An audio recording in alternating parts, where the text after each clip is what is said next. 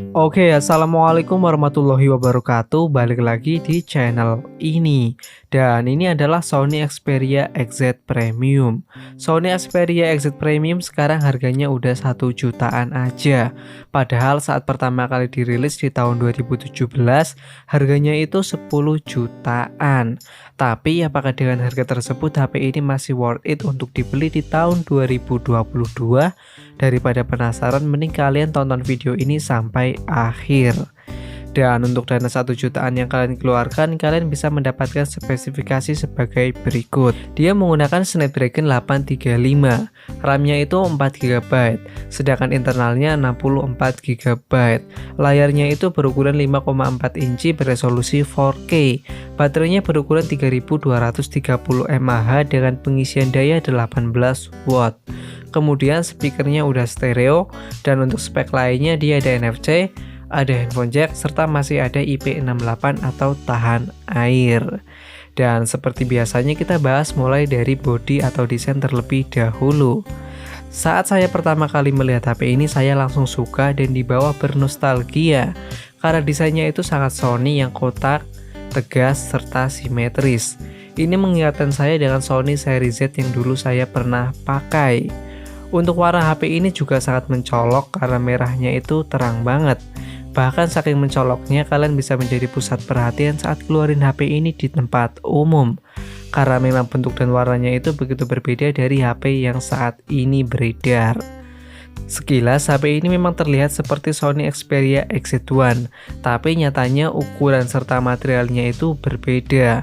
Sony Xperia XZ1 menggunakan bahan metal, sedangkan Sony Xperia XZ Premium menggunakan bahan kaca, yang bikin kesan premium semakin terasa. Tapi sayangnya tingkat kepremiumannya itu turun saat kita memegangnya, karena frame dari kanan kirinya itu masih menggunakan bahan plastik. Tetapi walaupun menggunakan plastik, ini tetap kerasa solid secara Sony yang udah biasa bikin barang berkualitas. Kemudian untuk interface dari HP ini, di bagian kanan ada tombol volume, ada tombol power yang menyatu dengan fingerprint, serta ada tombol shutter kamera khas Sony. Di bagian bawah ada mikrofon dan USB Type-C. Di bagian kiri ada tempat SIM serta micro SD. Dan di atas ada handphone jack serta mikrofon. Jadi ini mikrofonnya stereo karena ada dua. Untuk speakernya ini juga stereo karena ada dua. Dan peletakannya pun ini sangat bagus, letaknya itu ada di depan semua. Jadi kalau buat menonton film atau bermain game ini sangat bagus, karena jari kita nggak akan menutupi speakernya. Dan kualitas audionya menurut saya ini biasa aja, bassnya itu kurang nendang, serta kalau kita setel musik di volume maksimal, suaranya itu kurang kenceng. Dan untuk sampel dari audionya adalah sebagai berikut ini.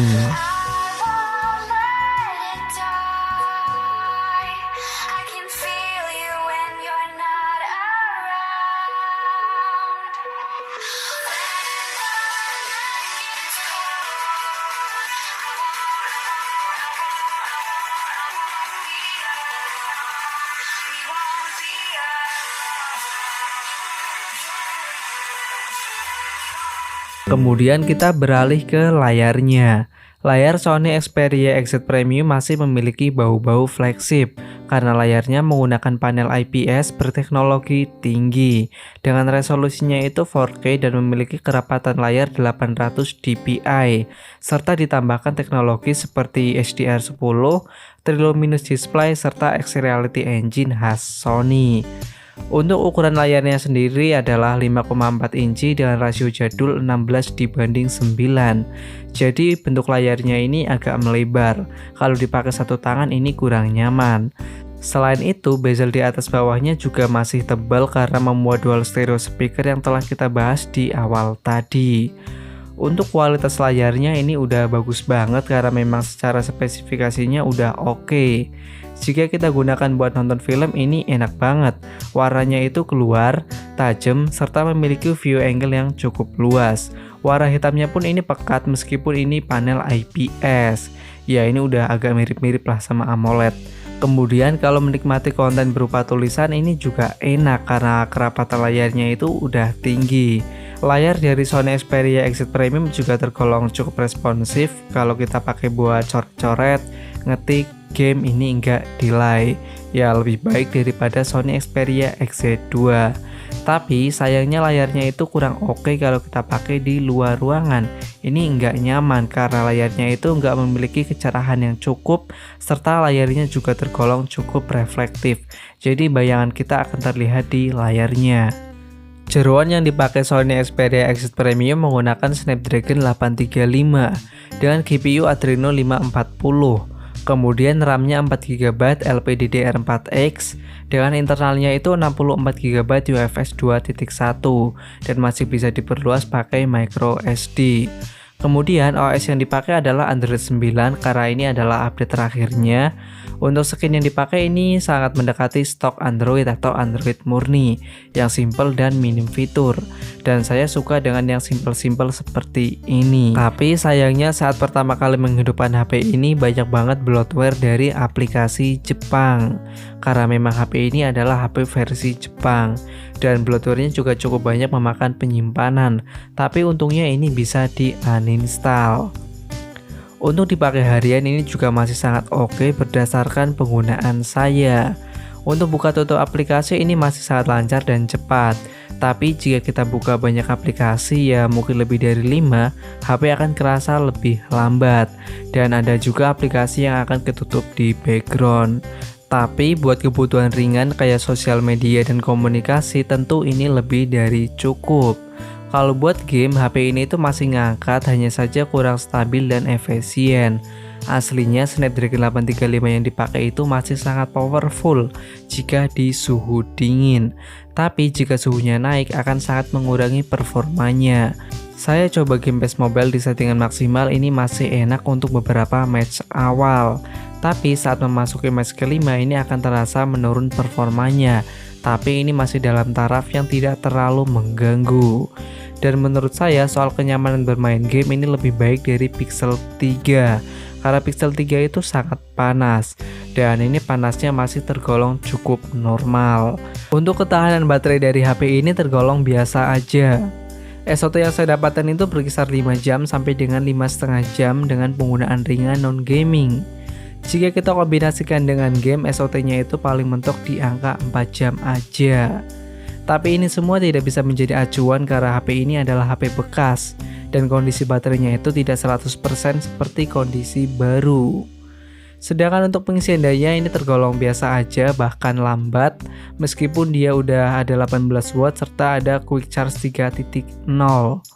Untuk mengisi daya dari 0 sampai 100% dia membutuhkan waktu kira-kira 2 jam 15 menit. Ini cukup lama. Dan yang terakhir kita bahas kameranya. Sony Xperia XZ Premium menggunakan sensor utama beresolusi 19 megapiksel, bukaannya itu f2.1 dengan beberapa fitur yang ditambahkan seperti motion eye agar foto nggak blur saat kita memotret objek bergerak. Kemudian ada ACE serta ada steady shoot. Sedangkan kamera depannya beresolusi 13 megapiksel f2.1 yang memiliki tipikal lensa agak wide. Kemudian untuk hasil kamera, Sony Xperia XZ Premium masih seperti Sony seri lainnya, yaitu memiliki ciri khas warna natural seperti apa yang kita lihat. Ini bisa dibuktikan dengan hasil foto berikut ini yang kesannya itu sangat biasa dan minim processing. Kalau foto di Android lain mungkin warna langit dan warna daunnya udah di-boost agar lebih gonjreng. Tapi di Sony seperti biasa tidak diubah seperti itu. Dan bagus atau tidaknya menurut saya ini tergantung selera masing-masing.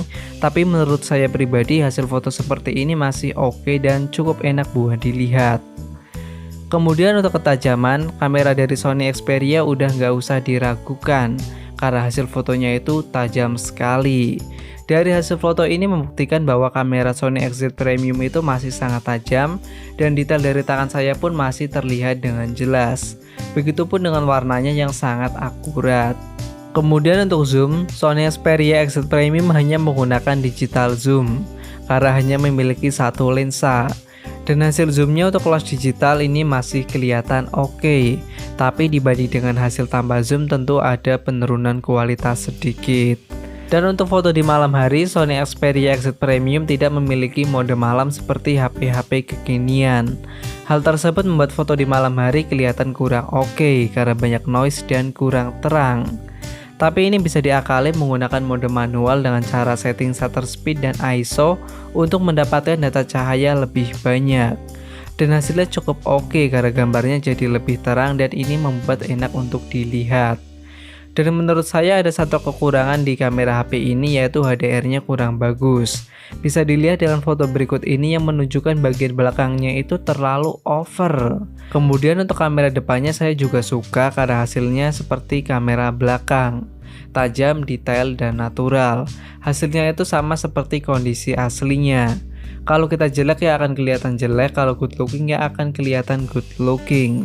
Bisa dilihat dengan sampel-sampel foto berikut ini.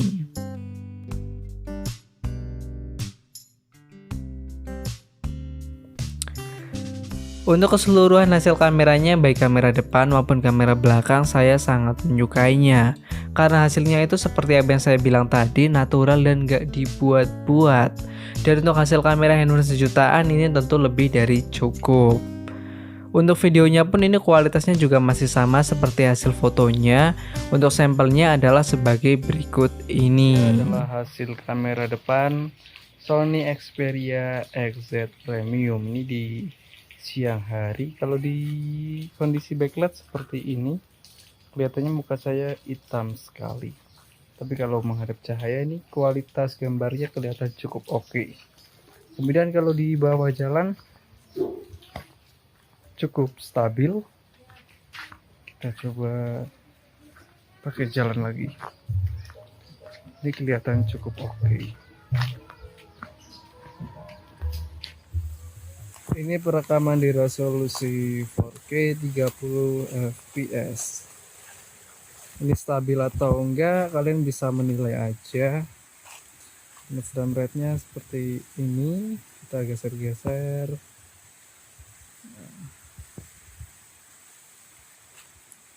Untuk warnanya sih kelihatan cukup bagus. Dan ini kelihatan sangat natural. Kita coba jalan agak kencang. Seperti inilah kira-kira hasilnya. Tes perekaman di resolusi Full HD 60 fps. Kita tes fokus.